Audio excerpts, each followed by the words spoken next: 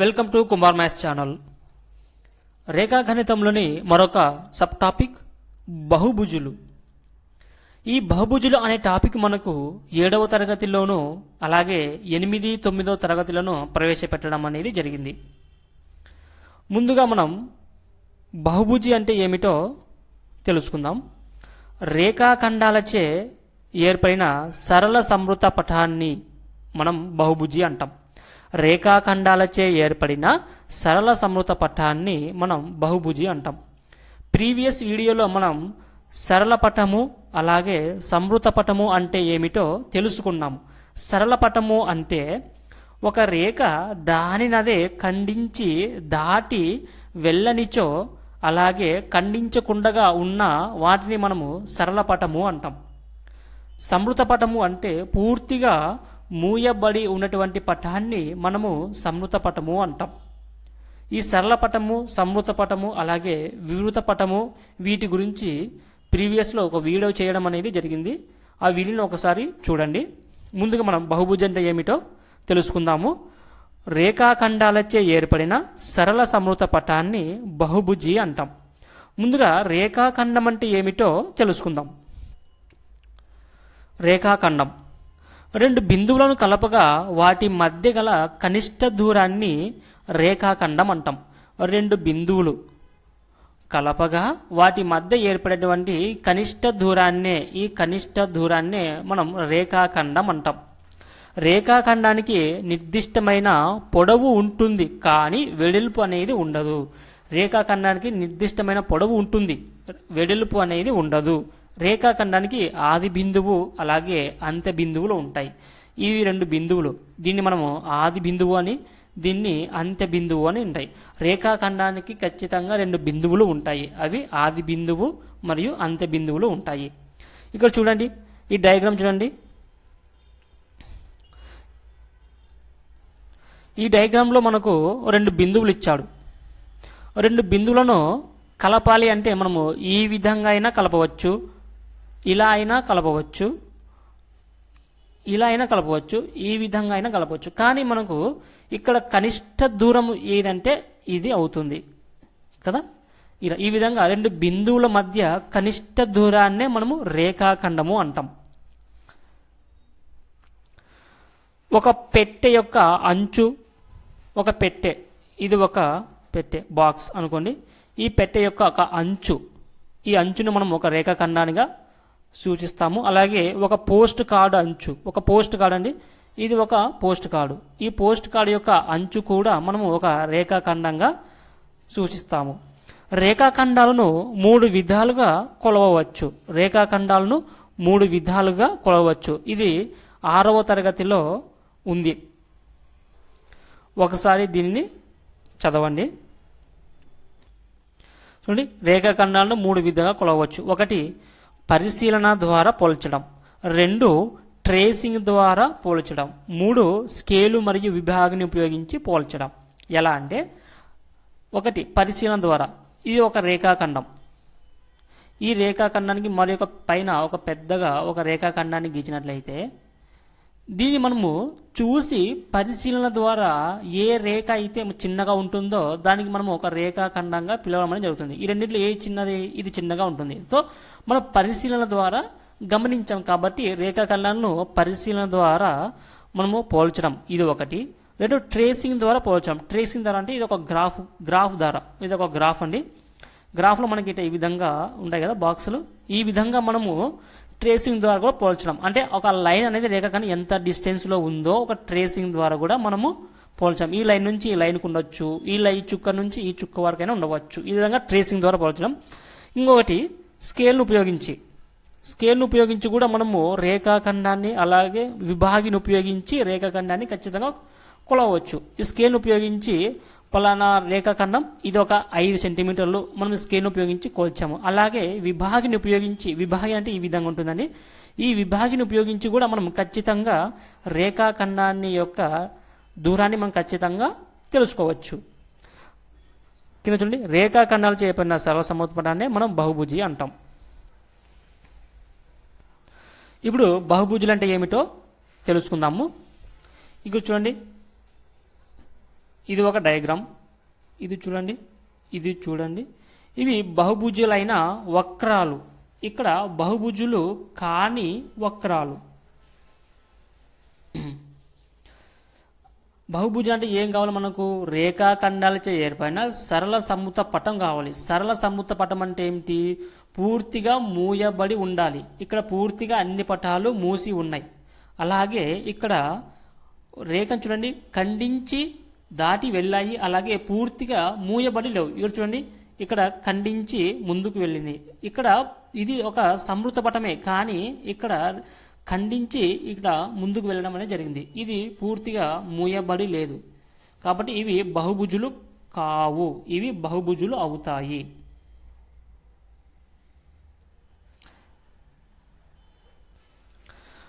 బహుభుజుని నిర్మించడానికి కావలసిన కనీస భుజాల సంఖ్య 3.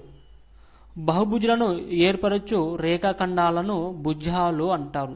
ఇది చూడండి, బహుభుజం నిర్మించాలంటే కనీసం మనకు కావలసిన భుజాల సంఖ్య 3. మనము రెండు రేఖాఖండాల ద్వారా మనము ఒక బహుభుజం నిర్మించలేము. కనీసం 3 అయినా కావాలి. చూడండి, ఇప్పుడు ఇది ఒక రేఖాఖండం అనుకోండి, ఇది ఒక రేఖాఖండం, ఇది ఒక రేఖాఖండం. అంటే మనము 3 రేఖాఖండాల ద్వారా ఒక బహుభుజాన్ని నిర్మించవచ్చు. అంటే బహుభుజాన్ని నిర్మించడానికి కావలసిన కనీస భుజాల సంఖ్య 3. ఇది ప్రీవియస్ టెట్ కమ్ టిఆర్టీలో అడిగినటువంటి క్వశ్చన్.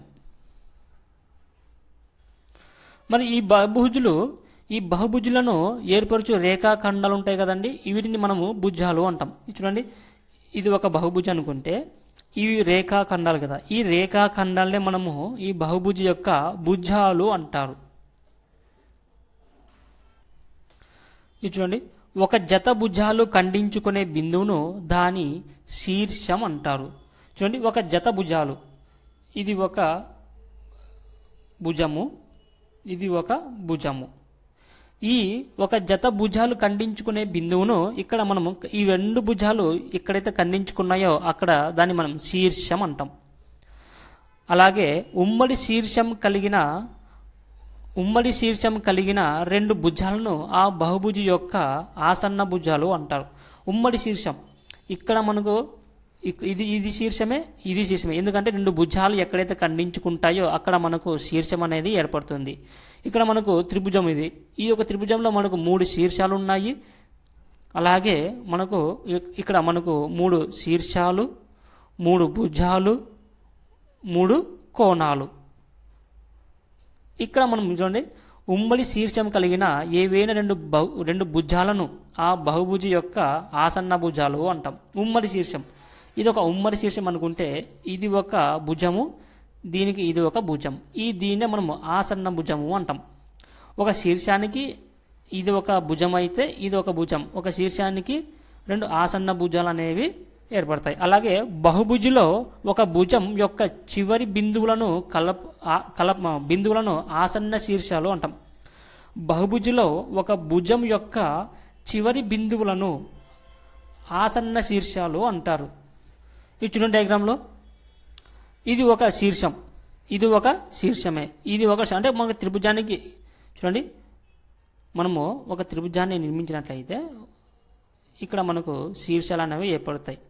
ఈ శీర్షానికి ఇది ఒక ఆసన్న శీర్షమే అవుతుంది, ఇది ఒక ఆసన్న శీర్షమే అవుతుంది. ఏమన్నాడు? బహుభుజిలో ఒక భుజం యొక్క చివరి బిందువులను ఆసన్న శీర్షాలు అంటారు. ఆసన్న శీర్షాలు అంటే ఇది ఏ, ఇది బి, ఇది సి అనుకుంటే ఈ బి యొక్క శీర్షానికి ఏ అనేది ఒక ఆసన్న శీర్షం అవుతుంది. అలాగే సి అనేది కూడా ఒక ఆసన్న శీర్షం అనేది అవుతుంది. నెక్స్ట్ చూడండి, ఆ ఆసన్నముగా లేని శీర్షాలను కలిపితే ఏర్పడే వాటిని ఆ బహుభుజి యొక్క కర్ణాలు అంటారు. ఈ కర్ణాలు అనేది చాలా ఇంపార్టెంట్ అని చూడండి. మనకు త్రిభుజంలో కర్ణాలు అనేవి ఏర్పడవు. మరి ఎక్కడి నుంచి స్టార్ట్ అవుతాయి కర్ణాలు అంటే మనకు చతుర్భుజాల నుంచి స్టార్ట్ అవడమే జరుగుతుంది. చూడండి, ఇది ఒక దీర్ఘ చతురస్రం. ఇక్కడే మనకు దీర్ఘ చతురస్రమైనా కానీ చతురస్రమైనా కానీ ఏదో ఒకటి తీసుకోండి. ఇక్కడ ఏమన్నాడు? ఆసన్నముగా లేని శీర్షాలను కలిపితే ఏర్పడే వాటిని ఆ బహుభుజి యొక్క కర్ణాలు అంటారు. ఇది చూడండి, ఇది ఏ, ఇది బి, ఇది సి, ఇది డి. ఇక్కడ మనకు ఇది ఒక శీర్షం అనుకోండి, ఇది ఏ అనేది ఒక శీర్షం అనుకోండి. ఈ శీర్షం అనేది ఇక్కడ బికి మనకు ఆసన్న శీర్షం అవుతుంది, అలాగే డికి ఆసన్న శీర్షం అవుతుంది. కానీ ఆసన్న శీర్షం లేని అంటే ఆసన్నం లేని శీర్షం అన్నాడు కాబట్టి పక్క పక్కన ఉన్నటువంటి శీర్షాలు కాకుండా దీనికి ఆపోజిట్గా ఉన్నటువంటి శీర్షం ఏది? సి. వీటినే మనము కర్ణాలు అంటారు. డికి బి అనేది ఒక కర్ణం. ఈ విధంగా మనము ఆసన్నముగా లేని శీర్షాలను కలిపితే మనకు దీర్ఘ చతురస్రంలో మనకు 2 కర్ణాలు అనేవి ఏర్పడ్డాయి. అలాగే చతురస్రం చూడండి, ఇది ఒక కర్ణం, ఇది ఒక కర్ణం. మనకు త్రిభుజానికి కర్ణాలు గీయడానికి అనేవి రాదు. చూడండి, ఇక్కడ కర్ణాలు మనం గీయలేం. కాబట్టి కర్ణాలు అనేవి మనకు చతుర్భుజం నుంచే స్టార్ట్ అవ్వడం అనేది జరుగుతుంది. ఒకసారి మళ్ళీ చూడండి, దీని గురించి పూర్తిగా చెప్తాను. ఇది ఒక చతుర్భుజం అండి. దీన్ని మనం ఏ, బి, సి, డి. మనము ఈ డిసి భుజానికి ఈ ఏడి భుజము అనేది ఒక ఆసన్న భుజం అవుతుంది. అలాగే ఈ డిసి భుజానికి బీసీ భుజము అనేది కూడా ఒక ఆసన్న భుజమే అవుతుంది. ఇక్కడ ఏ అనే శీర్షానికి డి అనే శీర్షము ఒక ఆసన్న శీర్షం అవుతుంది. అలాగే బి అనేది కూడా ఒక ఆసన్న శీర్షం అనేది అవుతుంది. మళ్ళీ ఆసన్నము శీర్షము కాని అంటే ఎలాగంటే ఏకి ఆపోజిట్గా ఉన్నటువంటి ఈ యొక్క సి అనేది మనకు ఇది ఒక ఆసన్న శీర్షం కానటువంటి కర్ణం. ఇది దీన్ని మనం ఒక కర్ణము అంటాం. డికి కూడా మనం బికి ఒక కర్ణాన్ని గీయవచ్చు. సో ఈ విధంగా మనము ఆ డయాగ్రామ్ని పేపర్ మీద 1కి 2 సార్లు ప్రాక్టీస్ చేస్తే ఈజీగా వచ్చేస్తుంది. నెక్స్ట్ కుంభాకార మరియు పుటాకార బహుభుజులు అంటే ఏమిటో తెలుసుకుందాము. ముందుగా కుంభాకార బహుభుజం అంటే ఏమిటో తెలుసుకుందాం. కుంభాకార బహుభుజుల కర్ణాల యొక్క ఏ భాగమైన బహుభుజి బాహ్య ప్రదేశంలో ఉండవు. మరోసారి చూడండి, కుంభాకార బహుభుజుల కర్ణాల యొక్క ఏ భాగమైన బహుభుజి యొక్క బాహ్య ప్రదేశంలో ఉండవు. చూడండి, అంతర్ప్రదేశంలో ఉన్న ఏ 2 వేరువేరు బిందువులను కలిపినను వచ్చే రేఖాఖండమును పూర్తిగా ఆ బహుభుజి యొక్క అంతరంలోనే ఉండును. కుంభాకార బహుభుజిలో ఏవైనా 2 బిందువులను తీసుకొని కలిపినప్పుడు ఆ బిందువులు ఆ బహుభుజి అంతరంలోనే ఉంటే ఆ బహుభుజిని కుంభాకార బహుభుజి అంటారు. కింద డయాగ్రామ్ చూడండి,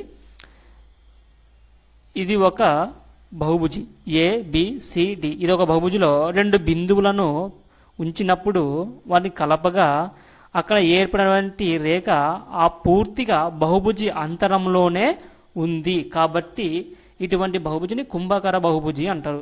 పక్కన ఇంకో డయాగ్రామ్ చూడండి, ఇది ఒక డయాగ్రామ్, ఇది ఒక బహుభుజి. ఇందులో మనం 2 బిందువులను ఉంచినప్పుడు కలిపినా, ఈ విధంగా అయినా కలిపినా, ఈ విధంగా అయినా కలిపినా అది మనకు పూర్తిగా ఆ బహుభుజి యొక్క అంతరంలోనే ఉంటుంది. ఇటువంటి బహుభుజిని మనం కుంభాకార బహుభుజి అంటారు. చూడండి, కుంభాకార చతుర్భుజంలోని ప్రతి కోణము 180 డిగ్రీల కంటే తక్కువ. ఇది వెరీ వెరీ వెరీ ఇంపార్టెంట్ అండి.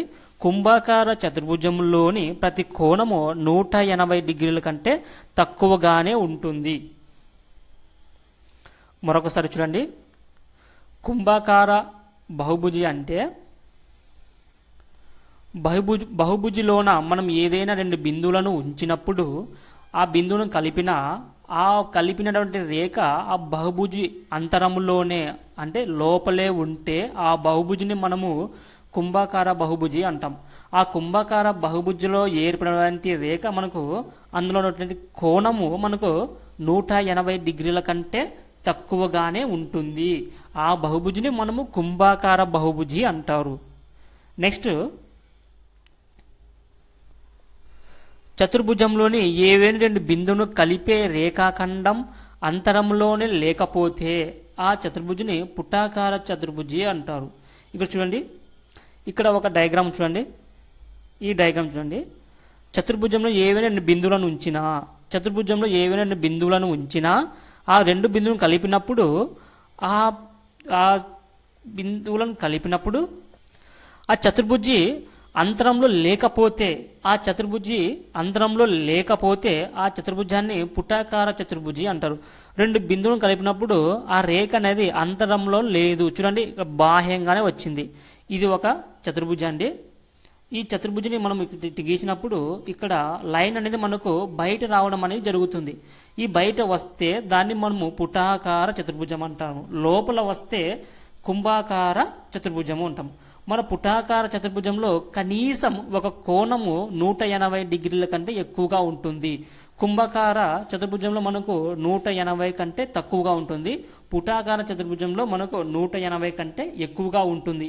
ఎందుకంటే మనకు పుటాకార చతుర్భుజంలో రెండు బిందువులను మనము కలిపినప్పుడు అది అంతరంలో కాకుండా బాహ్యంగా ఉంటుంది. కాబట్టి మనము దానికి 180 డిగ్రీల కంటే ఎక్కువగా ఉంటుంది.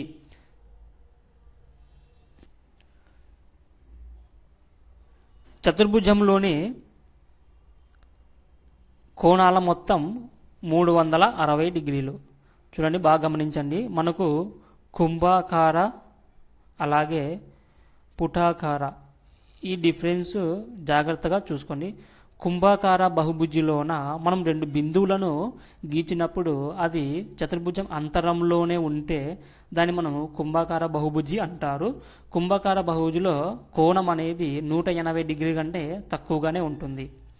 పుటాకార బహుభుజిలో రెండు బిందువులను మనం ఇలా కలిపినప్పుడు అది చతుర్భుజం యొక్క అంతరంలో కాకుండా బాహ్యంగా ఉంటే దాన్ని మనము పుటాకార చతుర్భుజము అంటాము.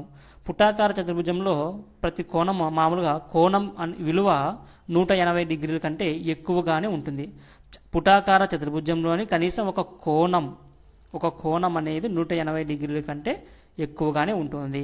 మొత్తానికి వచ్చేసి చతుర్భుజంలోని కోణాల మొత్తం మనకు 360 డిగ్రీలు. నెక్స్ట్ క్రమ మరియు క్రమేతర బహుభుజులు. ఒక బహుభుజిలో అన్ని భుజాలు సమానంగాను మరియు అన్ని కోణాలు సమానంగాను ఉంటే దాన్ని క్రమ బహుభుజి అంటాం. అన్ని భుజాలు మరియు అన్ని కోణాలు సమానంగా ఉంటే క్రమ బహుభుజి అంటాం. ఎగ్జాంపుల్, సమబాహు త్రిభుజము, చతురస్రం. ఇది చూడండి, ఇది ఒక సమబాహు త్రిభుజం. మనకు అన్ని భుజాలు మరియు అన్ని కోణాలు సమానంగా ఉంటే దాన్ని మనం సమబాహు త్రిభుజం అంటాము. అలాగే చతురస్రం కూడా చూసుకోండి. చతురస్రంలో మనకు అన్ని భుజాలు సమానంగా ఉంటాయి, అన్ని కోణాలు కూడా సమానంగానే ఉంటాయి. మనకు ఒక బహుభుజిలోనే అన్ని భుజాలు సమానంగా ఉండాలి, అలాగే అన్ని కోణాలు కూడా సమానంగానే ఉండాలి. అటువంటి దాన్ని మనము క్రమ బహుభుజి అంటాం. ఇక్కడ మనము చూడండి, ఇది చూడండి, ఇది ఒక సమబాహు త్రిభుజం అనుకుంటే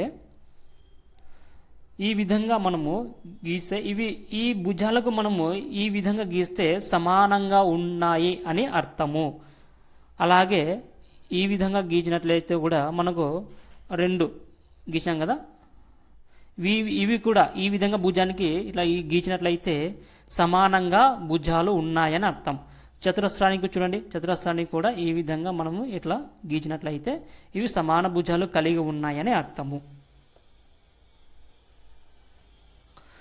సమబాహు త్రిభుజం ఒక క్రమ బహుభుజి. ఎందుకనగా అన్ని భుజాలు సమానం మరియు అన్ని కోణాలు సమానము. ప్రతి కోణం విలువ 60 డిగ్రీలు. చూడండి, ఇది ఒక సమబాహు త్రిభుజం. సమబాహు త్రిభుజంలో ఏమన్నాడు చూడండి, అన్ని భుజాలు సమానం, అన్ని భుజాలు సమానము మరియు అన్ని కోణాలు సమానం, అన్ని కోణాలు సమానం. ప్రతి సమబాహు త్రిభుజంలోని ప్రతి కోణం విలువ 60 డిగ్రీలు అనేది ఖచ్చితంగా ఉంటుంది. సమబాహు త్రిభుజంలోని ప్రతి కోణం విలువ 60 డిగ్రీలు ఉంటుంది. నెక్స్ట్, సమాన భుజాలకు ఎదురుగా ఉండే కోణాలు సమానము కనుక సమాన భుజాలను కలిగి ఉండి సమాన కోణాలను కలిగి ఉండని త్రిభుజం ఉండదు. సమాన భుజాలకు సమాన కోణములు అలాగే సమాన కోణాలకు మరియు సమాన భుజములు కలిగి ఉంటాయి. అటువంటి కోణాలను కలిగి మామూలుగా చూడండి, సమాన కోణాలను కలిగి ఉండని త్రిభుజం అనేది ఉండదు. ఎప్పుడైనా కానీ మనకు సమాన భుజాలకు ఎదురుగా ఉండే కోణము సమానంగానే ఉంటుంది, సమాన కోణాలకు ఎదురుగా ఉండే భుజం సమానంగానే ఉంటుంది. అలా మనము సమాన భుజాలను కలిగి ఉండి సమాన కోణాలను కలిగి ఉండని త్రిభుజం అనేది ఉండదు అని అంటున్నాడు. నెక్స్ట్, ఒక క్రమ బహుభుజికి సాధ్యమయ్యే కనిష్ట అంతర కోణం కొలత 60 డిగ్రీలు. చూడండి, ఒక క్రమ బహుభుజి మనము ఇక సమబాహు త్రిభుజం నుంచే తీసుకుంటాం. మా సమబాహు త్రిభుజంలోన ప్రతి కోణం విలువ మనకు 60 డిగ్రీలు అనేది ఖచ్చితంగా ఉంటుంది. ఒక క్రమ బహుభుజికి సాధ్యమయ్యే గరిష్ట బాహ్య కోణం కొలత 120 డిగ్రీలు. చూడండి, ఒక క్రమ బహుభుజికి సాధ్యమయ్యే కనిష్ట అంతర కోణం కొలత 60 డిగ్రీలు. ఇది చూడండి, ఇది ఒక సమబాహు త్రిభుజం. అంతర కోణం విలువ 60 డిగ్రీలు, ఇది 60 డిగ్రీలు, ఇది 60 డిగ్రీలు, ఇది 60 డిగ్రీలు. ఇది ఒక క్రమ బహుభుజికి సాధ్యమయ్యే గరిష్ట బాహ్య కోణము కొలత 120 డిగ్రీలు. ఇది ఒక సమబాహు త్రిభుజం అండి. దీనికి బాహ్య కోణం ఈ విధంగా గీసినప్పుడు ఈ బాహ్య కోణం విలువ 120 డిగ్రీలు ఉంటుంది. అలాగే ఇక్కడ టెక్స్ట్ బుక్స్ని ప్రామాణికంగా తీసుకొని చదవండి. ఈ వీడియో నచ్చితే లైక్ చేసి షేర్ చేసి ముఖ్యంగా సబ్స్క్రైబ్ చేసుకోండి. నమస్తే.